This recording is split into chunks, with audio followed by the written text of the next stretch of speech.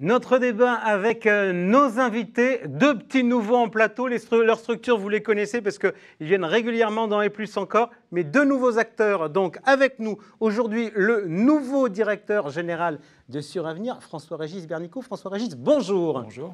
Avec nous également Frédéric Coin, directeur général délégué d'Oradea Vie et directeur des partenariats externes de Société Générale Assurance. Frédéric, bonjour. Bonjour. Alors je le disais, Suravenir et Oradea, fidèles à nos émissions que l'on fait traditionnellement sur les thématiques de l'assurance vie. D'habitude, du côté Suravenir, c'était Bernard Lebras qui était là. Du côté d'Oradea, c'était Ingrid Beaucris. Alors, si vous le voulez bien, on va non pas parler de vos structures, mais on va faire connaissance avec vous.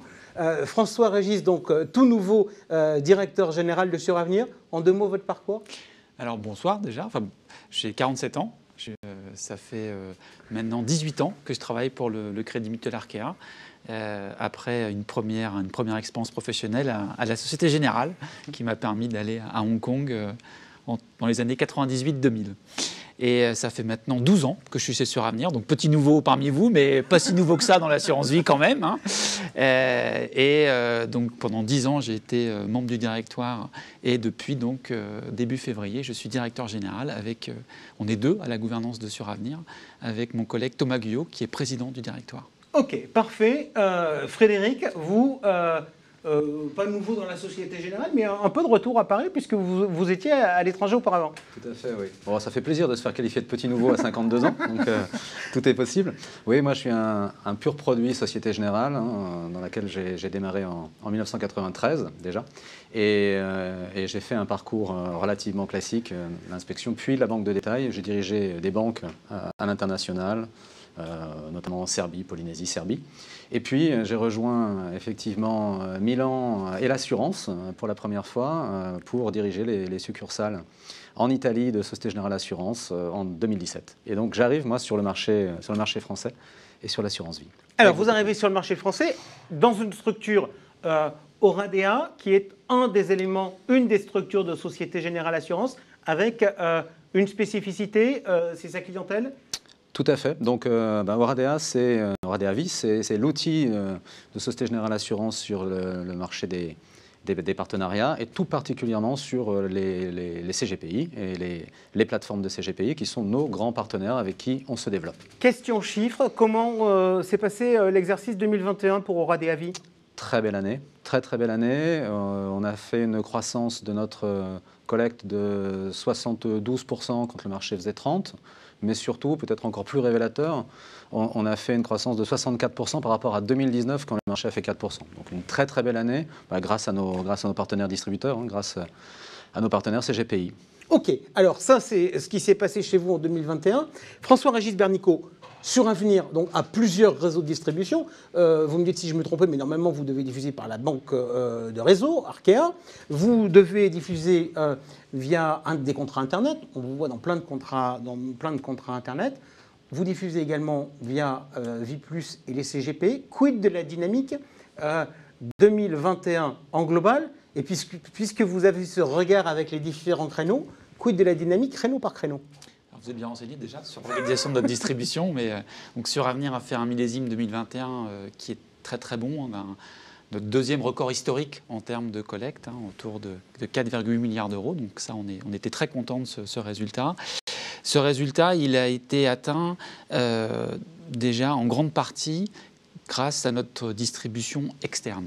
Hein. Aujourd'hui, Suravenir dépend à 65% de partenaires distributeurs externes, donc externes au réseau de Crédit Mutuel, qui sont nos réseaux bancaires. Donc, autrement dit, les pôles Internet et CGP. Exactement. Et donc, dans cette dynamique, c'est surtout le pôle CGP qui a une croissance très soutenue ces dernières années. Si on projette la tendance qu'on connaît depuis l'année dernière, et c'est encore le cas en ce début d'année, l'année prochaine, la distribution intermédiaire, ce qu'on appelle chez nous la distribution intermédiaire, la marque Vie+, ce sera la moitié de la collecte de Suravenir. C'était, encore il y a 2 ans, un tiers. Hein, donc il y a une petite... On était il y a 2 ans un tiers collecte réseau bancaire, un tiers collecte sur Internet, un tiers distribution intermédiaire. Avec la croissance de Vie+, c'est moitié Vie+, Les réseaux, c'est à peu près stable, autour d'une vingtaine, une vingtaine de pourcents. Et le solde, c'est Internet. Donc, Internet qui faisait un tiers, qui est un petit peu en train de chuter.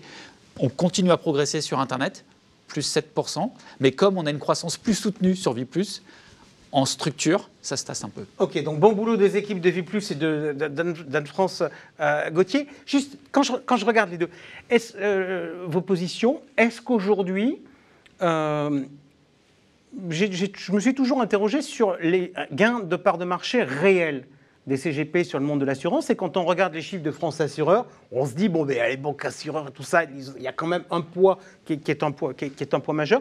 Est-ce qu'aujourd'hui, vous pensez que les gains de part de marché sur l'assurance vie de la part des CGP sont majeurs, Frédéric? C'est effectivement le sentiment que ça me donne. Quand je vois la croissance de notre propre activité, et encore une fois qui est très supérieure à celle du marché dans son ensemble, ça veut dire que ce segment, même si on a notre dynamique propre, mais que ce segment a probablement une dynamique supérieure à celle des banques, oui. François-Régis Barnicot, vous voulez expliquer comment? C'est l'effet UC, c'est l'effet, on est sorti du simple produit garanti sur un produit qui est plus sophistiqué, sur lequel on a plus besoin de conseils? Alors c'est clair. Alors déjà, moi j'ai un exemple très concret en tête pour indiquer cette part de marché. L'année dernière, durant le confinement, on a vu, nous, que les réseaux bancaires étaient à l'arrêt, puisque les agences étaient fermées. Les activités des CGP ont continué à tourner. Donc clairement, en 2020, c'est sûr, les CGP ont pris des parts de marché, et ce de manière significative. Et je pense effectivement que l'autre tendance, c'est qu'aujourd'hui, dans un monde de l'assurance vie où tous les acteurs vendent de plus en plus d'unités de compte, il faut du temps. Il faut du temps, il faut de la pédagogie, parce que le client français, même si c'est en train un petit peu de changer, il est quand même relativement adverse au risque. Et donc, quand on veut le conseiller à long terme sur son épargne, eh bien, il faut prendre le temps de l'écouter, il faut prendre le temps d'échanger. Et ça, les CGP le font beaucoup mieux que d'autres réseaux. Si on regarde les sujets de concurrence, on sait qu'il y a quand même une grosse clientèle qui est assez argentée et qui, sur l'assurance vie, se pose la question du Luxembourg, notamment quand on passe via des CGP. Est-ce que pour vous, le Luxembourg est un vrai concurrent, François-Régis? Alors oui, c'est clair. Aujourd'hui, tous nos concurrents, la plupart en tout cas, ont une activité au Luxembourg. Tous nos partenaires aussi nous ont déjà plusieurs fois sollicités pour savoir si on y allait. On a regardé, pour être très transparent, on a regardé ce marché. Aujourd'hui, malheureusement, on n'a pas trouvé d'option stratégique pour développer une offre luxembourgeoise à destination de Vie+. Donc on continue à investiguer, mais aujourd'hui, Suravenir n'opère pas sur le marché du Luxembourg. Frédéric Coin, quid de la partie Oradea et sur la partie Société Générale? Bon, pour ce qui nous concerne, Société Générale Assurance, on a une compagnie au Luxembourg, Sogelife, qui se développe très très bien, qui est là depuis plus de 25 ans et qui se développe très bien. C'est aussi notre concurrent à nous, Oradea, puisque c'est dans le même groupe, mais ce sont deux entités différentes. Mais en tout cas, on a une offre. Ok. On est là, on est en train de regarder les évolutions de parts de marché, de concurrence luxembourgeoise, etc. Donc, avant qu'on parle produit, j'aimerais qu'on reste un peu dans des sujets de business, de métier, notamment par rapport aux conseillers qui nous écoutent. On veut tous essayer de se simplifier la vie, notamment avec tout ce qu'on a en administratif et tout ça, qui est du temps qu'on ne peut pas utiliser pour véritablement conseiller le client. Je voudrais savoir où est-ce que vous en êtes sur la partie digitale, sur la partie assurance vie, dans ce que vous proposez comme service et comment ça se passe. Frédéric Coin, quel est l'état des lieux du côté d'Oradea Vie? Alors chez Oradea Vie, c'est quelque chose qui a été poussé il y a déjà plusieurs années, ce qui nous a permis de développer une offre assez complète d'API sur les différentes transactions qui intéressent sur l'assurance vie. Et donc aujourd'hui, on est en mesure de couvrir la quasi-intégralité. Il nous manque un tout petit, donc les rachats qui vont arriver en fin d'année. Mais pour tout le reste, souscription, versement, etc., on a des API qui nous permettent de nous connecter au front de nos principaux partenaires quand ils en sont équipés. Quand ils n'en sont pas équipés, on a également une offre avec une plateforme, Harvest pour ne pas la nommer, qui permet à ceux qui n'ont pas leur propre front d'utiliser ce service avec lequel nous avons nos API. Donc on est aujourd'hui totalement en capacité de travailler en digital avec nos partenaires. Ok, donc full digital, soit avec le front des partenaires, soit avec Harvest, avec les rachats qui arrivent en fin d'année.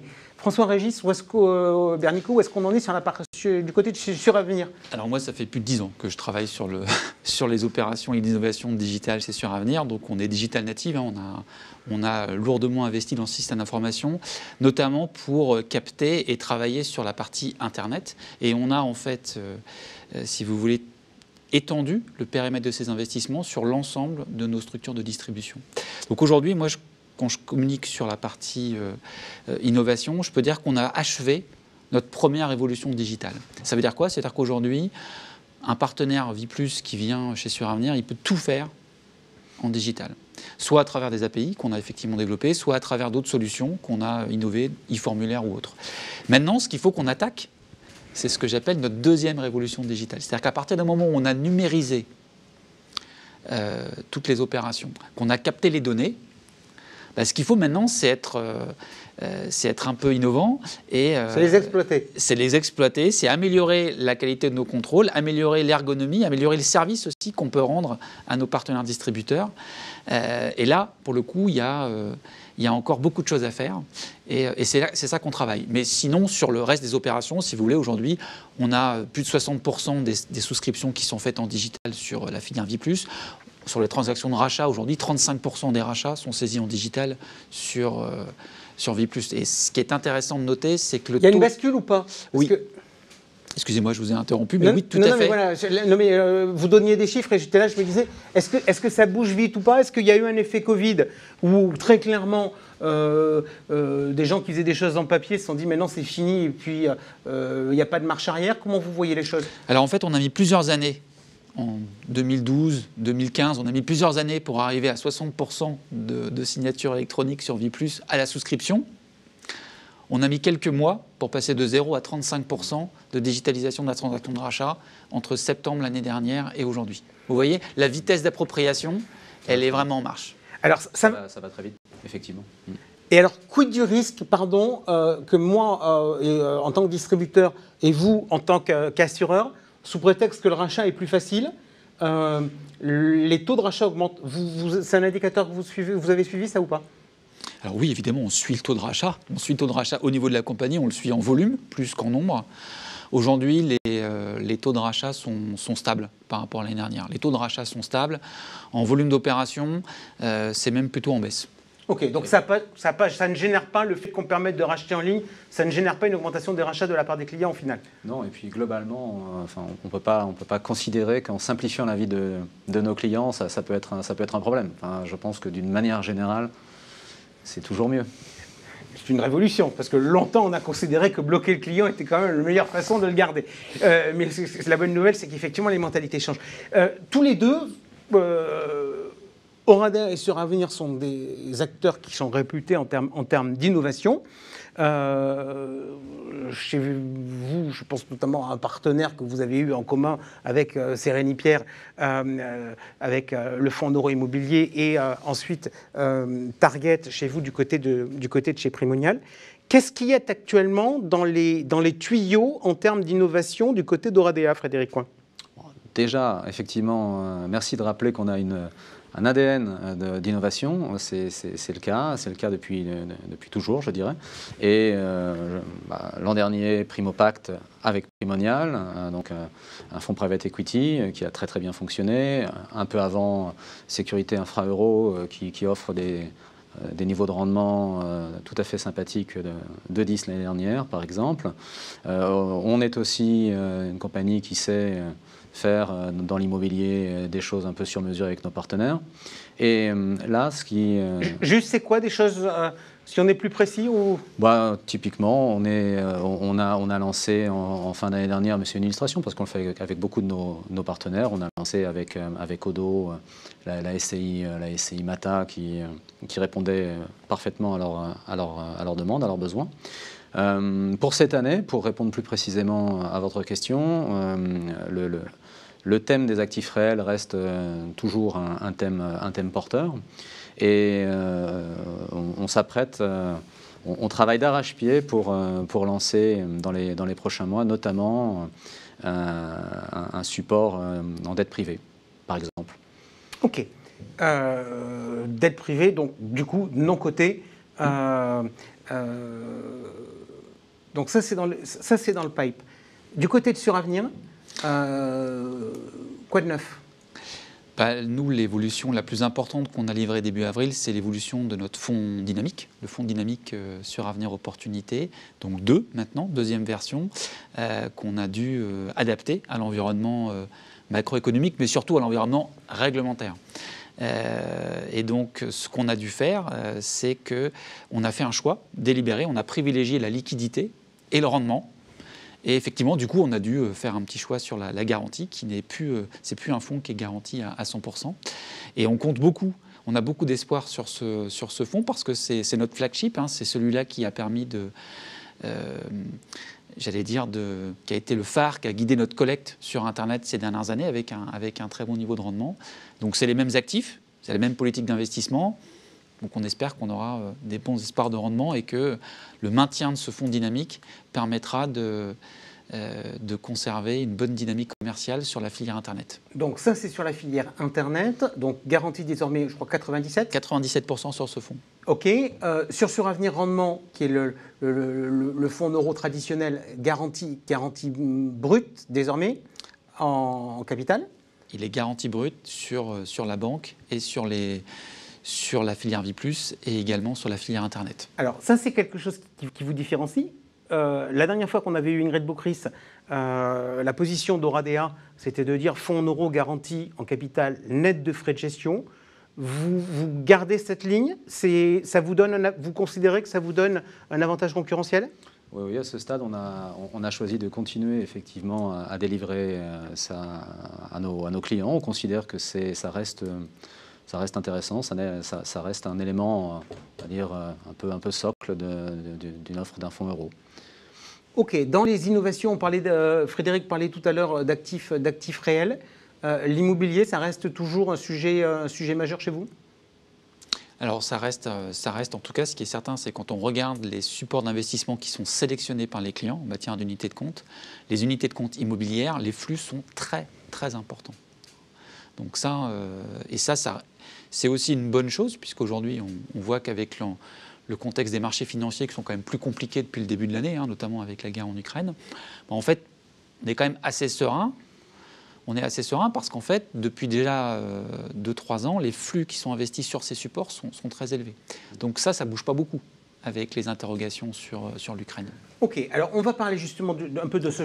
Oui, Frédéric ? Pardon, Jean-François. On constate même, depuis le début de l'année, une accélération, j'imagine c'est la même chose chez Suravenir, une accélération en fait, de la collecte sur les supports immobiliers. On est revenu à des niveaux même supérieurs à 2019 en réalité. Alors ça justement, début de l'année, des marchés boursiers plus compliqués, un environnement qui est en train de changer.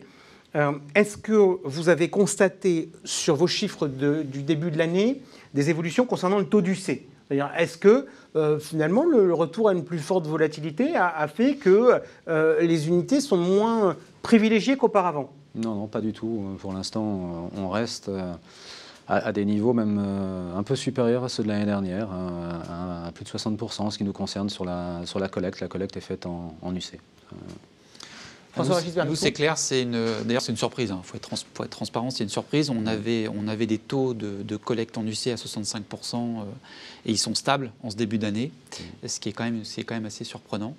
Ça l'est moins quand on sait ce que je viens de vous dire, c'est qu'effectivement une partie de cette collecte, c'est sur des supports immobiliers qui sont eux pas concernés par les menaces à date sur l'environnement financier.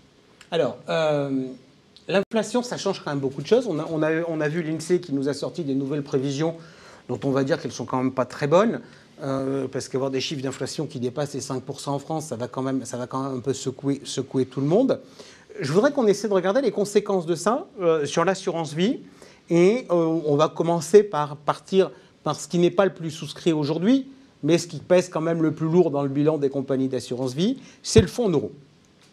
Alors, première question pour vous, François-Régis Bernicot.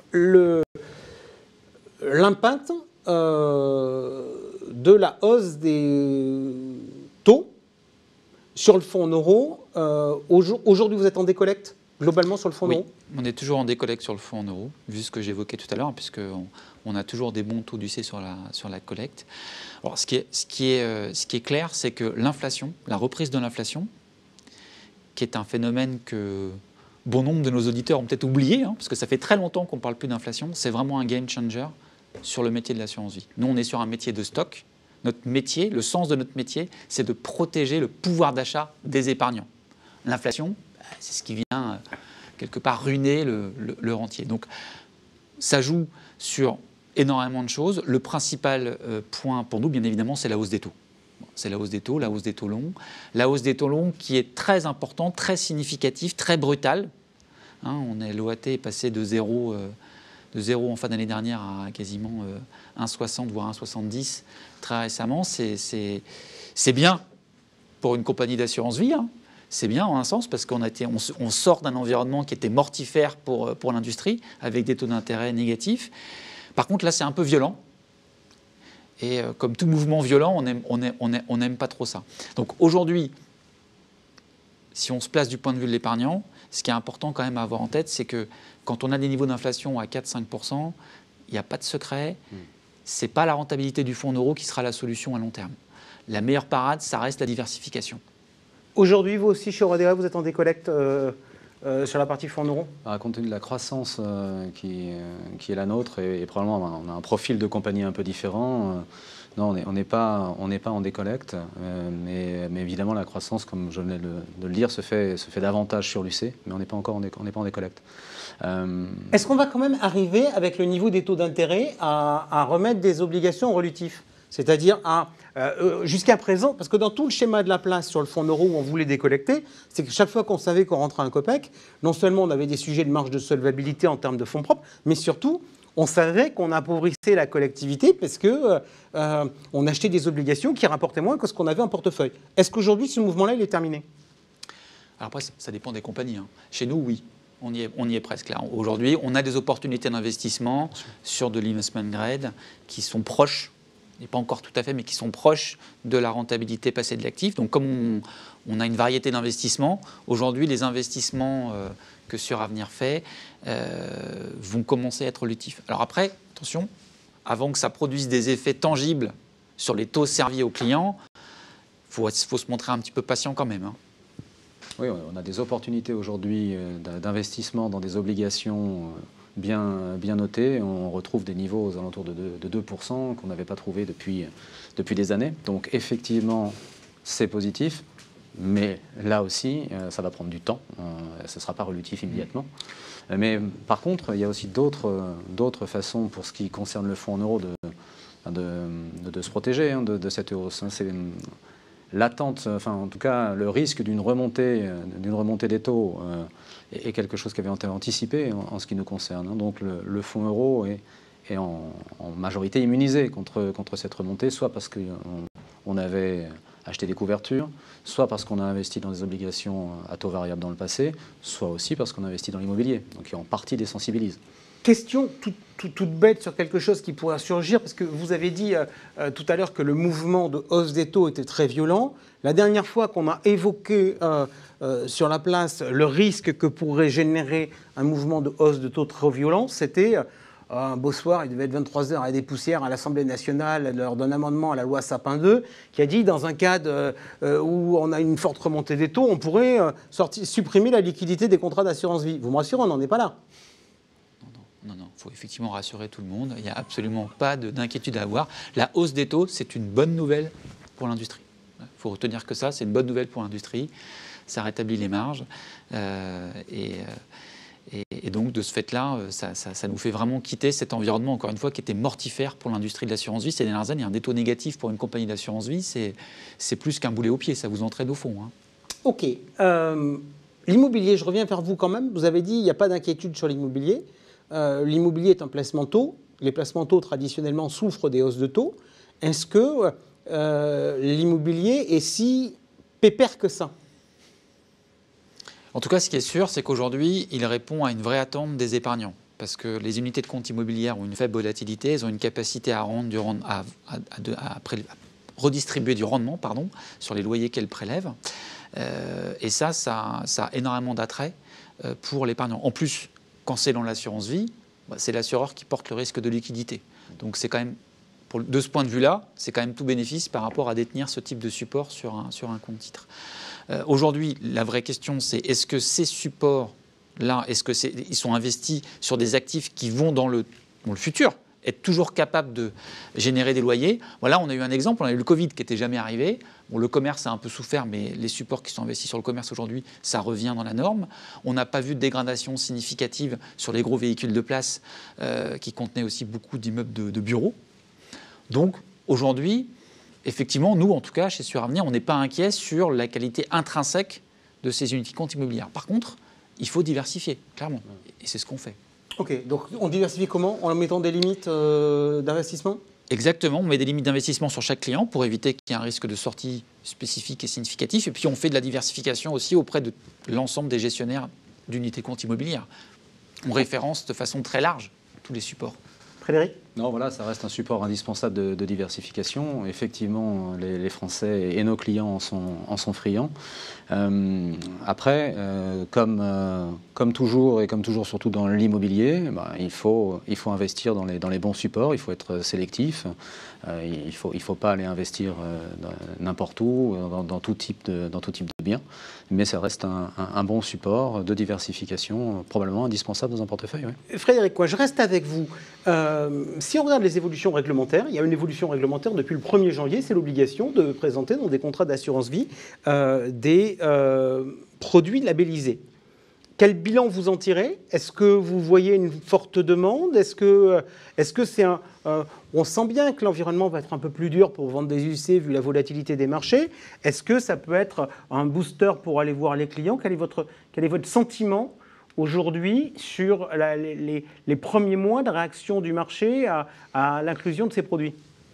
D'abord, avant d'être une obligation réglementaire, je crois que c'est une nécessité pour nous tous. Et je crois que la finance a pris ce mouvement, ce pli déjà depuis plusieurs années, en tout cas en France.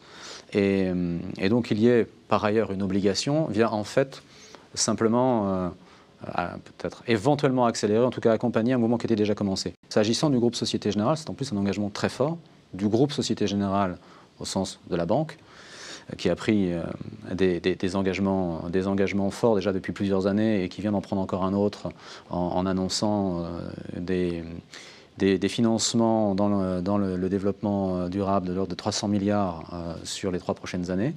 C'est un engagement fort aussi de Société Générale Assurance, qui a entamé déjà depuis plusieurs années une politique de décarbonation et qui est complètement alignée avec les accords de Paris, donc net zéro pour 2050. Et enfin, Oradea, dans ses supports, bénéficie déjà de plus de 100 fonds ISR labellisés ou non, et va continuer dans cette direction. Est-ce que c'est un atout pour aller chercher des clients? Je ne sais pas si c'est un atout, mais en tout cas, vraiment, c'est indispensable. Et en tant que citoyen, je pense qu'on ne peut qu'en être satisfait. François-Régis Berdico, votre sentiment, est-ce que vous voyez des flux arriver sur ces produits-là? Ah oui, alors je partage tout à fait ce qui vient d'être dit. Nous, c'est une conviction. C'est vraiment une conviction importante. Le groupe vient aujourd'hui, le groupe Crédit Mutuel Arkéa vient aujourd'hui donc officiellement de devenir entreprise à mission. Et donc, dans ce statut, on a beaucoup d'engagements pour justement drainer l'épargne de nos clients vers le financement des transitions. Et forcément, au sein du groupe Suravenir, qui est la filiale qui porte toute l'activité épargne, elle est au premier plan dans cet objectif. Donc nous, avec Thomas Guyot et l'ensemble du management de Suravenir, on a vraiment une conviction.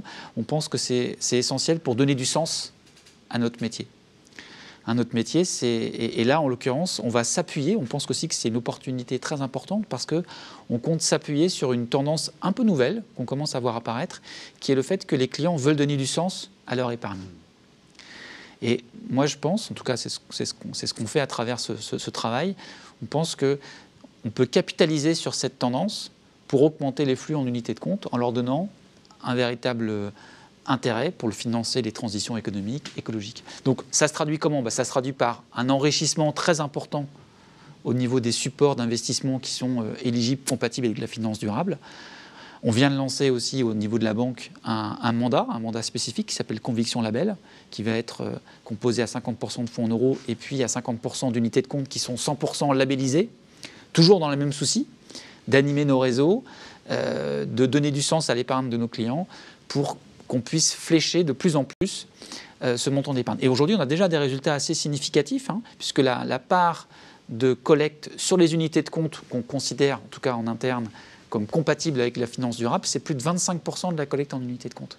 Et on espère qu'on va atteindre petit à petit un accroissement. Alors, ce n'est pas toujours simple, parce qu'il faut convaincre nos parties prenantes, nos distributeurs qui sont indépendants.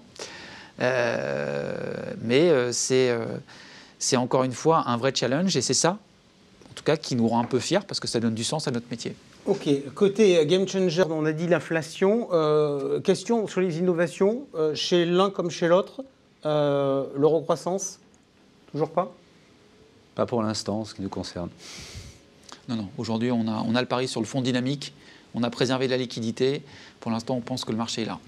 Ok, il est 19h quasiment. Je voudrais qu'on parle quand même 2 secondes pour conclure de la retraite. Quid de la dynamique sur la partie retraite chez vous? On nous dit que le PER, c'est un carton. Oui, ça progresse encore plus vite que l'ensemble de l'assurance vie, qui déjà progresse très vite, je vous l'ai rappelé tout à l'heure. C'est là aussi totalement apaisé en ce qui nous concerne, donc totalement digital. On a d'ailleurs, notre partenaire Boursorama a d'ailleurs lancé un PER matelas en fin d'année dernière avec Oradea, qui a marché remarquablement bien et qui est par définition avec Boursorama 100% digital.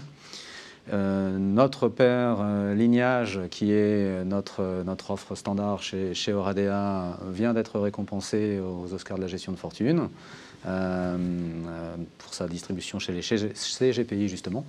Donc oui, ça marche. Alors ça reste évidemment en relatif par rapport aux encours de l'assurance vie encore tout petit, mais c'est le cas aussi du marché. Mais ça se développe très bien. François-Régis Bernicot. C'est un très bon produit, le PER. Tout le marché est très content du démarrage de ce produit. C'est assez spectaculaire. Il y a plus de 3 millions de PER qui sont vendus en 2 ans. Chez nous aussi, on a bénéficié de cet essor commercial. On a fait plus de 30 000 affaires nouvelles. Et on continue sur notre lancée. Et non seulement on continue, mais on accélère, puisqu'on a un certain nombre d'initiatives commerciales pour booster encore les ventes de Perrin cette année sur chacun de nos réseaux de distribution. Frédéric, je reviens vers vous quand même. Est-ce que le Perrin, c'est quand même pas un produit compliqué? Et là encore, vous évoquiez tout à l'heure les chiffres de Boursorama, donc qui sont bons, mais est-ce que c'est pas pour le client souscrire un Perrin en autonomie? Est-ce que c'est pas un produit qui a plus vocation à avoir une diffusion intermédiaire? Bon, alors, Boursorama est très bon dans ce qu'il fait, donc c'est effectivement une distribution digitale, mais il y a également, ils ont des équipes qui sont au soutien des clients, qui rappellent, enfin, ils le diraient beaucoup mieux que moi, donc je ne vais pas rentrer dans le détail là-dessus.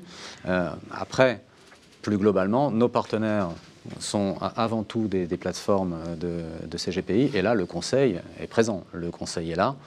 Je pense qu'il n'y a aucun problème pour expliquer à leurs clients les avantages du PER et la façon et la mécanique du PER.